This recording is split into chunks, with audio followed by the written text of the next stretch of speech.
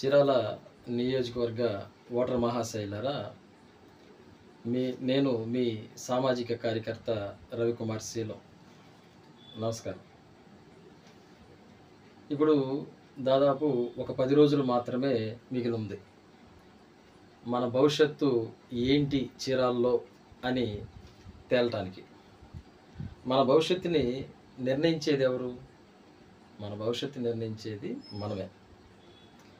ఇప్పుడు వరకు దాదాపు ఒక 2-3 నెలల నుంచి సోషల్ మీడియాలో అయితేనేమి, టీవీల ద్వారా అయితేనేమి, పేపర్ల ద్వారా అయితేనేమి రకరకాల మాటలు, రకరకాల మనుషులు, రకరకాల విషయాలు ఇప్పటికీ విని విని విని విసిగిపోయి ఉంటారు. అవన్నీ మర్చిపోండి, అవన్నీ వదిలేయండి. ఒక్క నిమిషం నేను చెప్పేది వినండి. దేశంలో, రాష్ట్రంలో రాజకీయ పార్టీలు అని అంటున్నారు. వాస్తవంగా రాజకీయ పార్టీలు ఏమీ లేవు, అన్నీ కంపెనీ పార్టీలు మాత్రమే. ప్రజాస్వామ్యం అసలుకే లేదు, ఉంది పార్టీ స్వామ్యం మాత్రమే. పార్టీ స్వామ్యంలో కూడా పార్టీ అధ్యక్షుడి స్వామ్యం మాత్రమే ఉంది. ఇది మీ అందరికీ తెలిసిందే. మీకు తెలియని విషయాలు ఏవి కొత్తగా నేను చెప్తున్నాను అనుకోవట్లేదు, మీకు తెలిసినవే. అంటే ఒక మనిషి తన అనుకున్న దాన్నే రాజ్యాంగంగా ఆంధ్రప్రదేశ్లో పరిపాలిస్తున్నారు. గతంలో చంద్రబాబు గారు అయితేనేమి, ఇప్పుడున్న జగన్ అయితేనేమి, వీళ్ళకి రాజ్యాంగంతో పని లేదు. అయితే ఇంకో 10 రోజుల్లో మన భవిష్యత్తు నిర్ణయించడానికి మనం వాడే వాయిదం ఓటు. ఈ ఓటుని ఎంతోమంది మహానుభావులు వారి వారి జీవితాలను త్యాగం చేసి, ప్రత్యేకించి అంబేద్కర్ గారు ఈ ఓటు విషయం మీద ఎంత చేస్తే ఈ ఓటు వచ్చిందో మీ అందరికీ విదితమే. తెలియని విషయాలు ఏం కాదు, కొత్తవి ఏం కాదు నేను చెప్తున్నది. ముఖ్యంగా మహిళలకి ఓటు హక్కు తీసుకొచ్చి ఇచ్చింది అంబేద్కర్ గారు.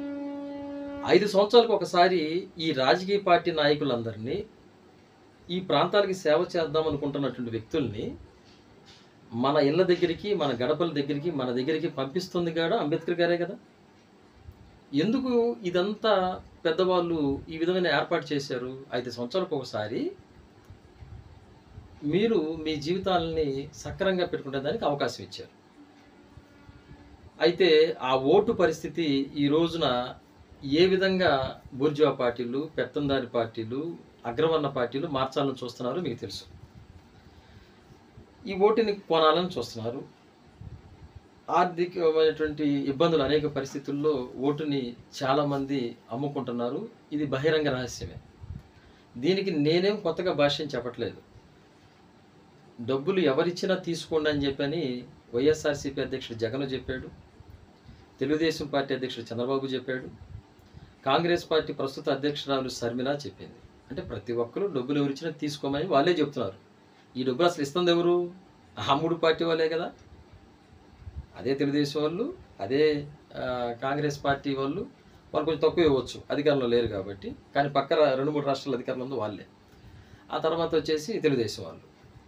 వీళ్ళే డబ్బులు ఇస్తున్నారు, వీళ్ళే డబ్బులు తీసుకోమని చెప్తున్నారు. కానీ మీ బుర్రని ఉపయోగించి సరైన వ్యక్తిని నిర్ణయించుకోమన్నారు. అంటే వీళ్ళందరూ ఎవరి స్వార్థాలు చూసుకున్నారు. మరి ఇటువంటి తరుణంలో చీరాల్లో దాదాపు 1,05,000 అంటే స్త్రీల ఓట్లే ఎక్కువ ఉన్నాయి. ఈ ఓటు హక్కు తీసుకొచ్చింది ఎవరు? అంబేద్కర్ గారు. 5 సంవత్సరాలకు ఒకసారి వీళ్ళందరినీ మన దగ్గర పంపిస్తున్నారు అంబేద్కర్ గారు, రాజ్యాంగం గారు. ఇప్పుడు మనం తీసుకునే నిర్ణయం మన భవిష్యత్తుని నిర్ణయిస్తుంది. ఇప్పుడు చీరాల నియోజకవర్గంలో ఒక 15 మంది అభ్యర్థులుగా బరిలో ఉన్నారు. ఒక 3 వచ్చేసి ప్రధాన జాతీయ రాష్ట్ర పార్టీ అభ్యర్థులు ఉన్నారు. కొంతమంది రిజిస్టర్ పార్టీ వ్యక్తులు ఉన్నారు, కొంతమంది ఇండిపెండెంట్లు ఉన్నారు. వీళ్ళల్లో మహా అయితే ఒక 5-6 మాత్రమే స్వతంత్రంగా చీరాలకి నిజంగా సేవ చేయాలనే ఉద్దేశంతో ముందుకు వచ్చిన వ్యక్తులు ఉన్నారు. వారిలో లిబరేషన్ కాంగ్రెస్ పార్టీ తరఫున నేను రవికుమార్ శీలం అనే వ్యక్తిని మీకోసం వచ్చాను. అయితే ఈ డబ్బుతో మేము పోటీ పడలేం కాబట్టి ఈ విధంగా సోషల్ మీడియా ద్వారా, వాట్సాప్ ద్వారాను మీ దగ్గరికి ఈ విషయాన్ని చేరవేస్తున్నాం. రేపు మీరు వేసే ఓటు రహస్య ఓటు మాత్రంగానే ఉంది. ఈ చీరాలలో దండుబాటు విషయం అయినా, కుందేలు విషయమైనా, మద్యం షాపుల విషయమైనా, యువకులు ఈ చెడు వ్యసనాలకి అలవాటు పడుతున్న విషయంలో అయినా, ఊరి మధ్యలో అశ్లీల చిత్రాల ప్రదర్శన అయినా, అది ఏ విషయమైనా ఒక 50 కోట్లు, 70 కోట్లు, 100 కోట్లు పెట్టుబడి పెట్టి వ్యాపారం దృక్పథంతో వచ్చిన వాళ్ళు తిరిగి చీరాలకు ఎలా సేవ చేయగలుగుతారు? చేయలేరు కదా. చీరాల మీద వ్యాపారం చేయాలి వాళ్ళు. అదే మాలాంటి వ్యక్తులు ఏం చేస్తారో మీకు తెలుసు. అందువల్ల ఇప్పుడు మీరు విస్తృతంగా ఓట్లు మాకు వేసి నన్ను ఎమ్మెల్యేగా గెలిపిస్తారు అనేది ఒక రకంగా ఏదన్నా కొంచెం అంత ఆశించటం ఒకవేళ కరెక్ట్ కాదేమో. ఎందుకంటే అంత అవేర్నెస్ వచ్చిందో లేదో తెలియదు. కానీ ఒక గౌరవప్రదమైనటువంటి ఓటుని మాలాంటి నీతి నిజాయితీ గల వ్యక్తులకి, అంబేద్కర్ వాదులకి, మహనీయుల బాటలో నడిచే వ్యక్తులకి మీరు వేయటం వల్ల మా వాయిస్ ఇంకా ప్రబలం అవుతుంది. తద్వారా మీకు మేలు జరుగుతుంది.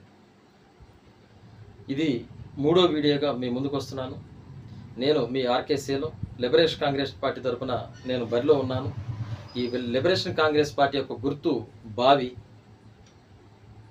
మన భావి భవిష్యత్తు బాగుండాలంటే బావు గుర్తుకి ఓటేయండి అని చెప్పని మేము చెప్తున్నాం. ఇంకా తదుపరి వీడియోలో మిగతా విషయాలు మీ ముందుకి తీసుకొస్తానని తెలియపరుస్తూ మీ అందరికీ హృదయపూర్వకంగా నమస్కారాలు తెలియజేసుకుంటూ సెలవు.